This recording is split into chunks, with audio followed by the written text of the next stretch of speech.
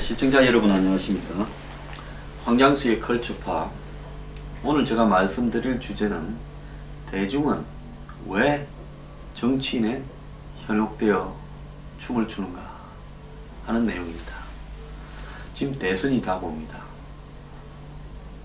지난 9월달께부터 최순실 비리가 한국을 뒤덮으면서 어떤 사람들은 촛불을 들고 나섰고 또 어떤 사람들은 태극기를 들고 나섰습니다. 자, 민주주의 시스템이 거대한 권력의 부패 앞에서 작동을 멈춘다면 시민들이 나서서 그 작동을 제대로 하라고 독려하고 압력을 넣을 수 있습니다.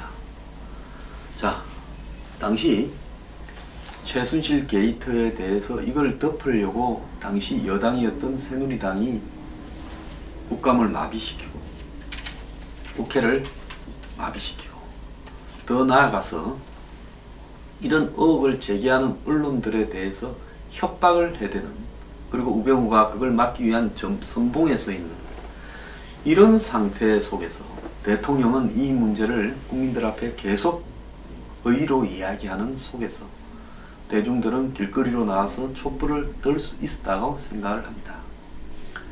또 그 방법밖에 없을 수 있다고 봅니다. 그리고 결국 그런 힘들이 탄핵을 가져왔고 여권의 일부가 찬성까지 하면서, 일부가 아니죠, 상당수가 찬성을 하면서 탄핵을 가져왔고, 이제 탄핵이라는 절차가, 또 특검이라는 절차가 진행이 되고 있습니다. 검찰이 독자적으로 이런 수사를 할 상황이 아니었기 때문에, 할 능력이 없었기 때문에 이미 검찰이 우병우 등에 의해서 완벽하게 통제되고 청와대와 더불어서 검찰이 일종의 공범 역할을 수행한 측면도 있기 때문에 결국 특검이 지금 하고 있습니다. 자, 이 속에서 정치인들은 초반에는 나가서 열심히 촛불을 들었습니다. 이제 탄핵이 확정되고 나니까 정치인들은 대선을 하러 전부 사라져서 빠졌습니다. 이제 촛불을 들고 있는 사람은 과거에 광우병 등에서 촛불을 든 그런 수준의 분들만 사실상 남아있는 부분이 있습니다. 또 더 나아가서 태극기를 든 사람이 나타났습니다. 언론과 한마디로 좌파 세력의 기획에 의해서 박 대통령이 업무만으로, 의혹 제기만으로 탄핵이 되었다. 그래서 박 대통령을 탄핵시키고 정권을 마비시켜서 종북 세력이, 그리고 그 앞잡이 문재인이 정권을 탈취하려고 한다, 이런 이야기를 하고 있습니다. 자, 여기에서요, 저는 우리가 인간으로서 마음의 평정심과 또 균형 감각을 유지하면서 살기가 대한민국 사회에서 얼마나 어려운가 하는 부분을 실감했습니다. 과거에 제가 노무현 대통령이 정권이 2003년에 탄생을 할 때 그 정권의 탄생에 반대하는 입장을 당시 DJ 정권에서부터 강력하게 견지했기 때문에 노무현 정권이 탄생했을 때 저는 굉장히 탄압을 받았습니다. 여러 가지 부분에서 말할 수 없는 고통을 많이 느꼈습니다. 사실 제 신장 이식 수술을 하게 된 계기도 그때 받은 쇼크가 상당히 좌우를 했습니다. 자, 그런데 그때 저는 이 세상이 이해가 가지 않았습니다. 제가 아는 노무현 대통령이나 그 주변에 있는 사람들의 순수성이나 일부 장점들도 있다, 인정을 한다. 하지만은 그들 중에 상당수는 진보적으로 살아오지도 않았고, 그들이 삼성이나 기업에 돈을 받고, 그들이 정치적인 어떤 일 처리를 하면서 정경유착을 하는 부분이나, 또 그들이 겉으로 내세우는 강경한 선명한 기치와는 다르게 뒤로는 또 정치권의 기득권이 누리는 것들을 다 누리고 있는 이중적인 모습을 볼 때, 그야말로 머슴이 살던 없는 집에 소가 한 마리가 아니라 때로 한 100마리 끼어 들어왔다라고 볼 정도로 그들은 환호를 보냈고, 그들에게 쏟고 있는 국민들이 저는 한심스러웠습니다. 자, 그 정권이 출범했을 때요, 나는 저렇게 위선적이고 이중적인 사람들이 성공한다면 나는 이 세상에 살 필요가 없다라는 자괴심을 느꼈고요. 대부분의 사람들이 저를 멀리했습니다. 한국 사회에서 제가 할 일이 없을 정도로 소외되어 있었습니다. 단지 그 정권에 대해서 비판적인 입장을 견지했다는 이유로 말입니다. 그런데 머지않아서 탄핵이 왔는데 또 촛불로 살려냈습니다. 그러면서 그 뒤부터는 간이 커졌습니다. 자, 대선 자금 수사가 있었지만은 10분의 1만 한나라당이 10분의 1만 넘어가도 그만두겠다고 해놓고는 그 뒤부터 검찰의 내용을 10분의 1 이하로 통제했습니다. 지금 대선 후보가 되겠다고 놓은 노무현 대통령의 오른팔은 그때 열심히 걷어들인 돈의 수령자입니다. 자신이 안 썼다고 그렇게 받은 부분에 대한 면제를 주장하는 것은 나는 아니라고 봅니다. 아니, 조폭 조직으로 보면 조폭 조직의 행동대장이 어디 가서 줘 패고 돈 받아와서 보스한테 줬다고 지가 안 썼다고 나는 무죄다라고 할 수 있습니까? 전달자기 때문에 무죄하다라고 이야기하는 글들이 어제도 SNS에서 파다했습니다. 저는 안희정 후보가요, 국민 앞에 과거에 있었던 일에 대해서 대선에 나서기 전에 사과했어야 됐다 생각을 합니다.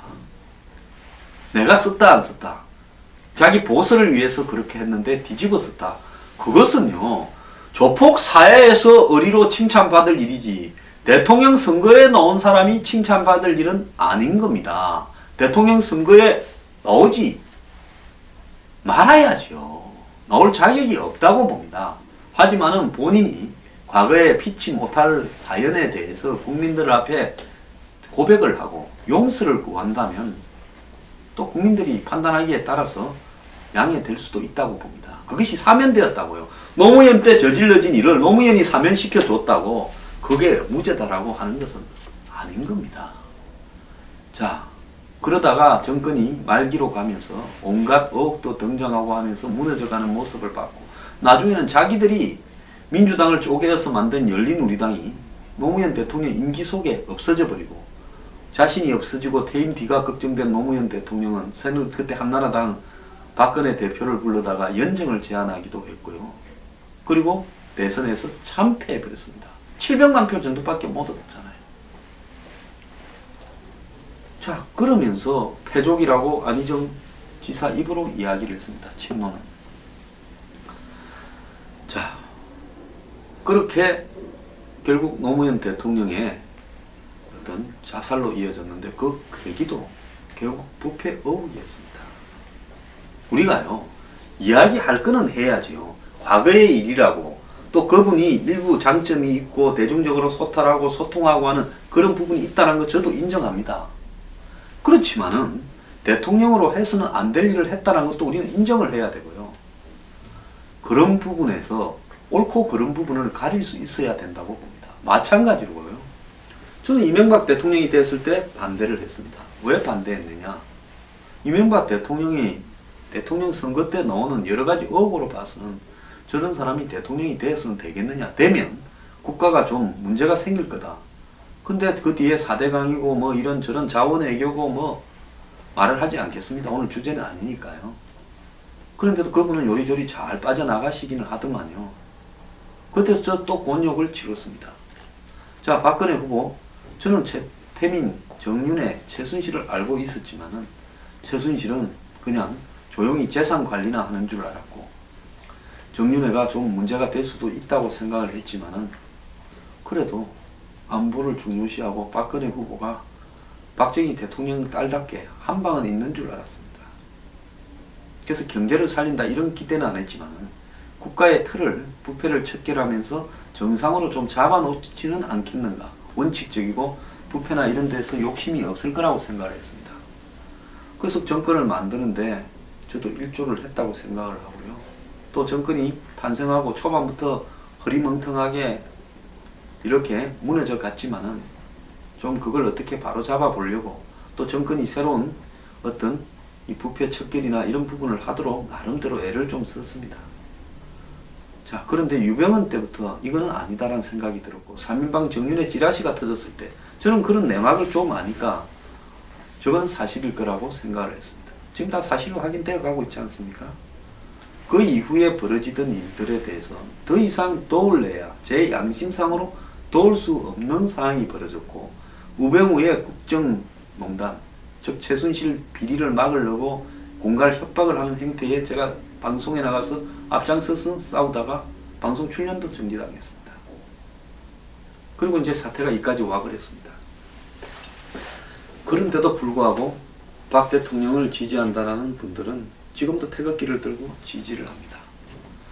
왜 저는요, 그분들 중에 정상적인 분들도 많으십니다. 이 좌우 빠돌이 중에요. 빠돌이라 해서 미안한데 저는 그렇게 이야기를 하겠습니다. 솔직히 저는 좀비라고 이야기하고 싶습니다. 멀쩡한 직장에서 직업을 가지고 일하다가 퇴직하신 분, 예술가도 있고 전문가도 있고, 이런 사람들이 양쪽에 빠돌이를 합니다.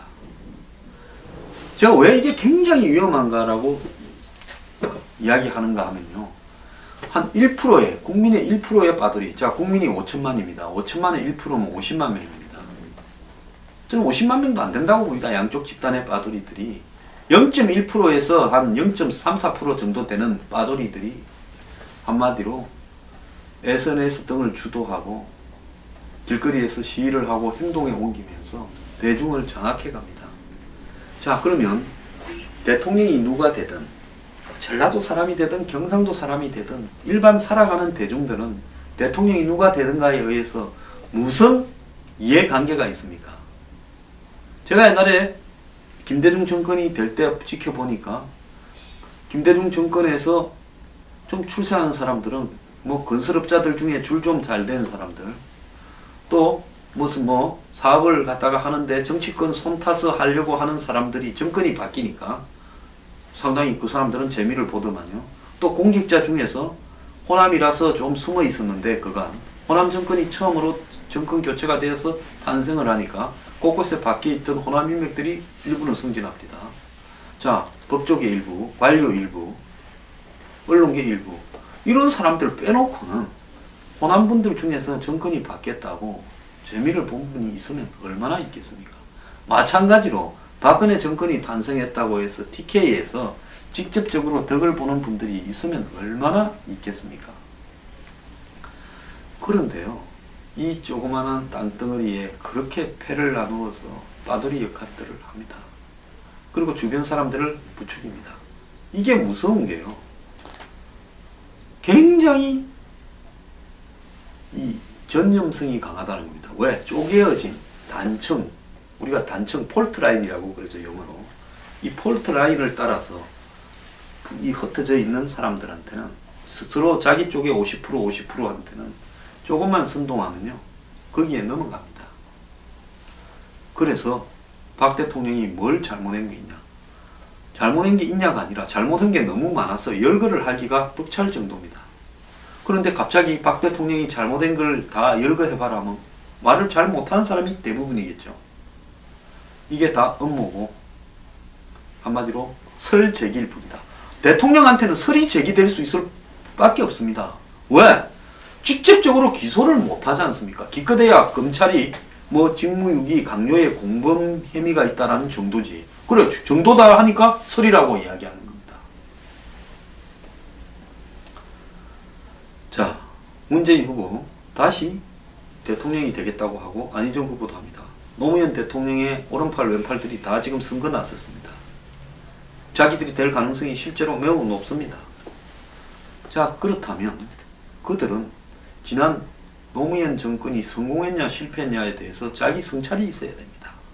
노무현 정권요, 처음에 주장했던 것에 비해서 100% 실패라고 봅니다.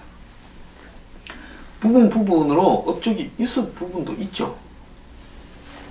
그렇지만은 그 모든 업적이라고 주장할 만한 것을 상쇄시킬 만한 근본적인 도덕성부터 문제가 있었고, 국가 안보를 위태롭게 만들었고, 대한민국이라는 시스템을 상당히 왼쪽으로 옮기면서 적어도 대한민국에서는 용납되지 않아야 될 일들을 좀 했습니다. 그러면 그런 부분에 대한 왜 우리가 그랬을까? 저는 이해가 안 갑니다. 왜 그 사람들이 그렇게 한다고 돈이 생기는 것도 아닌데 이념적으로 왼쪽으로 클릭을 해갔을까? 적어도 남북이 대치하는 상황에서 그까지 가서는 안 되지 않는가? 나머지 진짜 진보적으로 가야 될 부분이 있습니다. 한국의 경제를 개혁하는 부분, 부패를 척결하는 부분, 사회적으로 적절한 공정한 규제를 틀을 만드는 부분, 이런 부분에서요 왼쪽으로 갔어야 되는데 엉뚱한 데서 왼쪽으로 가고요. 이런 쪽은 재벌 우쪽으로 온 겁니다. 그러니까 거꾸로 간 거죠. 오른쪽으로 와야 될 거는 왼쪽으로 가고 왼쪽으로 가야 될 거는 오른쪽으로 와서 삼성공화국이다, 재벌공화국이다, 자깜빡이 켜고 우회전했다, 이런 비판을 받은 겁니다. 이거는 실패해도 보통 실패한 정권이 아니죠. 그럼에도 그들은 다시 정권을 무능한 박근혜 정권의 자멸을 기대어서 갖겠다고 합니다. 여기에 또 열렬하게 열광을 합니다. 제가 국민들한테 당부하고 싶은 것은요, 정말 단순하게 국민을 바보로 만드는 논리에 속지 말기를 바랍니다. 예를 들어서 제가 4차 산업혁명을 말씀드리지 않았습니까? 아니 그게 되면 일자리가 사라지고요, 일부러라도 자동화를 막고 노동을 해서 돈이 돌아가도록 해야 될 사람들이 그 이야기를 합니다.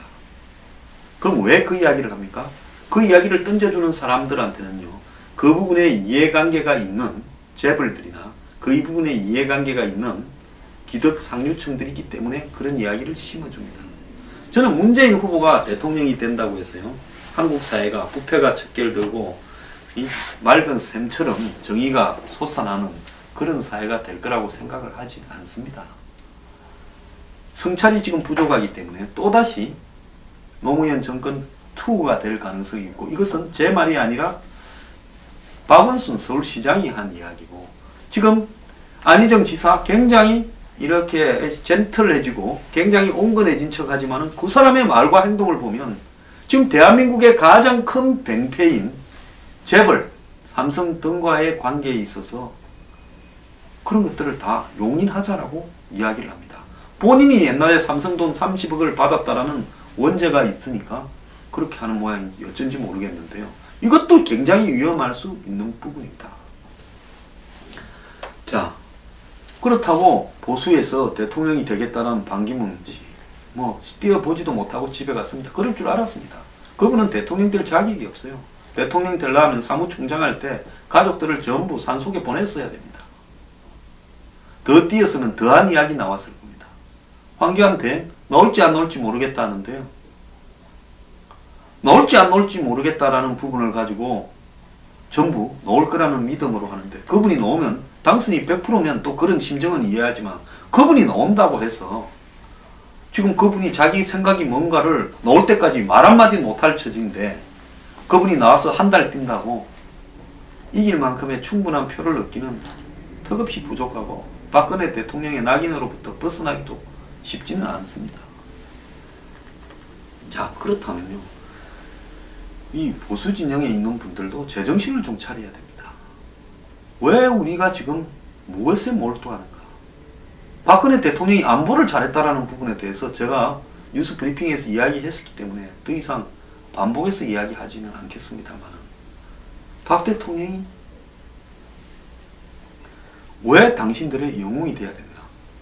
옛날에 아르헨티나의 에바 페론 대통령의 그 여자였다가 나중에 페론 대통령이 그 노동자를 위한 페론주의를 하면서 마치 노동자의 어머니처럼 해서 돈 크라이 포미 아르헨티나라는 그런 노래의 소재가 되기도 했던 사람인데요.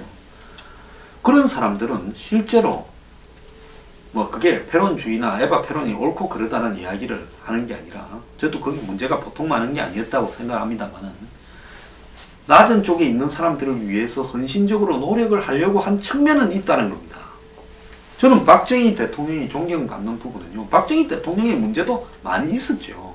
그렇지만 그분이 낮은 쪽에 있는 사람들을 위해서 어쨌든 그 사람들의 삶을 개선시키기 위한 노력을 했고, 그것이 일정하게 성과가 나왔다는 부분 때문에 그분의 많은 잘못에도 불구하고 그것이 용인이 되는 겁니다. 그러면 박근혜 대통령이 지금 모두가 나서서 그 잘못을 다 듣고 박근혜 대통령을 구조해야 될 만한 그런 모습을 본인이 대통령직을 수행하면서 보인 게 뭐가 있습니까? 정말로 낮은 데서 임했습니까? 모친과 모친처럼 정말 이 장애인, 그리고 나 환자, 그리고 소외된 층을 돌보려고 노력을 했습니까? 친구인지 동지인지 모를, 지갑같이 쓰는 사람인지 모를 최순실한테 모든 걸 다 맡기고 최순실을 위해서 때로는 심부름꾼처럼 일하는 분 아닙니까? 그런데 박근혜를 살려야 종북 문재인을 막을 수 있다. 문재인이 종북인가 아닌가를 이야기하기에 앞서서요, 그런 논조가 말이 되는 논조입니까? 박 대통령은 우리한테서 빨리 선을 긋고 혼자 안고 가십시오. 우리는 우리대로 이런 정권이, 잘못된 좌파 정권이 들어서지 않도록 최선을 다해서 노력을 하겠다. 자꾸 우리를 물고 늘어지지 마라 라고 해야 되는 거 아닙니까? 좀 문재인 빠돌이들한테도 이야기를 하고 싶습니다. 그래, 노무현 정권에 당신이 살만했습니까? 제가 기억하기로는, 저 개인적으로도 그래요. 노무현 정권에 부동산이 많이 올라가. 그때부터 없는 사람하고 있는 사람의 경계가 다가설 수 없는 경계로 한국 사회에서 벌어져 봤던 거 아닙니까? 재벌이 가장 살만했던 정권 아닙니까? 싼 맛에 그냥 마음대로 정권을 부릴 수 있는 정권이지 않았습니까? 그래서요, 이미지, 그리고 일종의 흘러가는 허상에 집중하지 말고 본질을 좀 보자는 겁니다. 왜 국민의 다수가요, 이런 본질을 보지 못합니까? 정말 0. 몇 %밖에 안 되는 양쪽의 빠돌이들이 만드는 부분 때문에 그렇다고 봅니까? 안 그러면 자신의 삶이 고달파서 정말로 탈출구를 정치인한테 기대어서 이렇게 해보는 겁니까?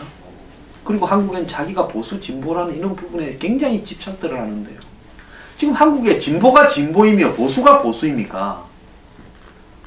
한마디로 권력을 잡고 그 권력에 빌붙어서 부스러기라도 뜯어먹으려고 하는 사람들이, 이쪽에 못 가는 사람은 이쪽에 모여서 진보라고 하고, 또 이쪽을 갖다가 적으로 규정해서 사람 모아서 끌고 가면서 보수라고 합니다.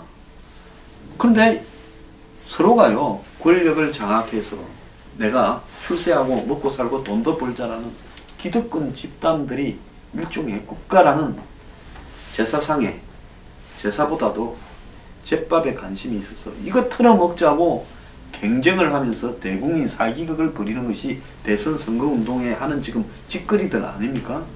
그렇다면 왜 이쪽 저쪽에 대해서 쉽사리 이렇게 줄을 서서 그 편을 들고 그렇게 애를 씁니까? 제가 가끔 가다 보면 좀 미친 듯한 분들도 보여요. 수없이 긴 글을 쓰면서 저를 욕을 해요. 그게 지금 나한테 욕을 할 일입니까? 그분인데요. 그것도 아닙니다. 빠돌입니다. 저쪽에 욕하세요. 주적이 접니까? 그런데 무엇 때문에 그렇게 밤새도록 이렇게 나이 연세들도 계실 건데 그렇게 스마트폰을 두들겨 가면서 애를 씁니까? 다 먹고 살만 하십니까? 어떤 분이 그랬더라고요. 저렇게 하루 종일 스마트폰에 콜을 받고 이 글을 두들기는 사람들, 나 그리고 남한테 정오를 퍼붓고 욕을 하는 사람들, 다 집이 먹고 살만해서 그래요. 직업이 있는 사람들이에요. 정상적인 직업을 가진 사람은 낮에 일하고 저녁에 댁에 가면 힘들어서 TV나 보거나 그냥 누워서 눈을 감고 좀 쉬거나, 예? 욕조에 몸을 좀 담그고 있고 싶거나 그러지 않습니까? 저는 이것도요, 한국의 특유의 문화적 현상, 유전적 현상이라고 봅니다. 자, 한풀이, 남 잘 되는 거 못 보는 거, 패거리주의, 이런 것들이 다 머릿속에 이렇게 박혀 있어가지고요, 유전적으로 그런 행동이 드러난다고 보고 있습니다. 남이 뭐라고 말을 하면 그 말에 대해서 자기 중심적인 생각을 가지고 그 말을 옳은가 그른가 판단을 할 수 있어야 됩니다. 그런데 한 1, 20만 명 되는 빠돌이들이 움직이니까 그걸 판단하는 능력을 거의 상실해 가고 있어요. 그러면서 내 고향이 어딘데, 내 나이가 몇 살인데, 내가 안보를 어떻게 생각하는데, 내가 지금 경제적인 처지나 상황이 어떤데, 이런 자기가 가지고 있는 각자의 불만에 따라 가지고요, 아주 원색적으로 좀비가 되어서 상대방에 대한 정오를 퍼붓고 있습니다. 이게 요즘 한국만 그런 게 아니라 미국도 그렇고요. 영국도 전번에 브렉시트 할 때 보니 그러더라고요. 자, 이 대중은요, 솔직히 말하면 문재인이 되든 황교안이 되든 안희정이 되든 유승민이가 되든 세상은요, 절대로 쉽게 안 바뀌고, 기득권에 있던 정치인이나 기득권의 관료들이 권력을 잡았다고 해서 세상에 혁명이나 변화가 절대로 안 옵니다. 그것은 뭔가 하면요, 지속적으로 감시하고 지속적으로 법과 제도적인 시스템을 촘촘하게 끌고 가고, 저거들끼리 또 짜서 담합해서 모든 걸 덮고 먹으려 할 때 거리에 나가서 촛불도 들고요. 이런 것들을 통해서 점차적으로 발전하는 겁니다. 근데 솔직히 가장 좋은 방법이 있다면 그냥 정치를 하던 사람들 한데 모아놓고 거기에 폭탄이라고 하나 터져서 다 좀 돌아가시고 새로운 사람, 안 한 사람들이 하게 되면 그게 제일 좋은 방법일 겁니다. 그런데 그런 게 불가능하니까 있는 사람들 중에서 그나마 조금 덜 나쁜 놈을 고르기가 이렇게 어려운데 왜 거기 나서서 장단을 맞추면서 미쳐가느냐는 겁니다. 국민들은 미치지 말고요, 정말 하드보일드 소설에 나오는 것만큼 냉철한, 냉정한 이성을 가지고요, 이 지금 또 무슨 사기를 치려고 저런 말을 하지? 저 인간을 믿어도 될까? 그러면서 남이 뭐라고 하는 말에 말려 들어가지 말고 자기 생각을 하십시오. 지금 한번 보세요. 카톡인이 어디에 수많은 글들을 갖다가 양산시키면서요, 좀비 바이러스를 전파하고 있습니다.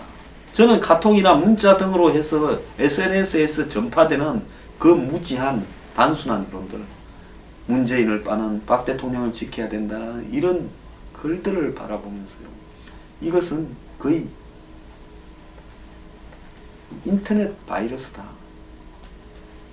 자, 그런 게 날라오면 에이, 더러운 바이러스가 날라왔다, 지워버리자 하고 이렇게 안 보는 게 상책입니다. 정치 갖고요, 흥분하지 마십시오. 거듭 이야기하지만 믿을 놈 한 놈도 없습니다. 그리고 말을 하면 의심부터 하고 보세요. 저 보세요. 4차 산업혁명 이야기하니까 저런 또라이가 있나. 그게 국민들을 좋게 만들 거냐 나쁘게 만들 거냐 생각도 안 하고 떠드냐 이야기하지 않습니까? 모병제? 네가 제정신이라면 지금 한국 현실에서 모병제를 이야기할 수 있냐. 자, 여러분, 정말로요, 자기만의 공부와 자기만의 철학을 갖추려고 꾸준히 노력을 해주길 바랍니다. 이 지금 우리가 사는 이 시대에요, 포스트 모더니즘이 여전히 하는 이 시대에 이미지가, 느낌이, 정오가 이렇게 세상을 지배합니다. 그러면서 그 속에 들어있는 실체 아이덴티티나 정체성이 뭔지는 중요하게 생각하지 않는 부분이 있습니다. 세상을 전부요, 깊은 지식이 없이 가벼운 지식들의 조합만으로 내가 다 안다고 생각합니다. 절대로요, 이 인터넷으로 검색을 해서 얻어지는 정보가 풍부한 가치 판단을 할 수 있을 만큼의 가치나 철학을 주지는 않습니다. 솔직히 요즘 대학을 나와봤자 옛날에 중학생만도 못한 수준이에요. 자기가 가지고 있는 얄팍한 지식, 깊이가 얕기 때문에 남한테 휩쓸립니다. 그리고 자기가 처해 있는 사회적 상황이나 불만들이 그걸 휩쓸고 갑니다. 그러면서 모두가 자기가 모르게요, 좀비가 되어 있는 것 같아요. 제가 볼 때 대한민국 국민 한 4천만 명이 좀비가 되어가고 있습니다. 이렇게 되었어야 되겠습니까? 이 오염된 문화가 한마디로 정치판을 덮쳐서요, 지금 정치조차도 더럽게 만들어가고 있습니다. 그레시암의 법칙에 악화가 양화를 구축한다. 정확하게요, 지금 대선판에 그런 현상이 벌어지고 있습니다. 저질적인 선동이요, 정상적으로 생각하는 국민들도 흩트리고 있습니다. 제가 만나면 멀쩡했던 분이 요즘 돌아다니시다가 며칠 만에 이렇게 보면 헛소리를 설설설 해요. 야, 참, 제가 그런 걸 볼 때마다 세상에 똑바로 살기가, 제정신 가지고 살기가 이토록 어려운 세상이구나 하고 느낍니다. 자기만의 주관을 가지고 이 어려운 시기를 버텨내시기 바랍니다. 감사합니다.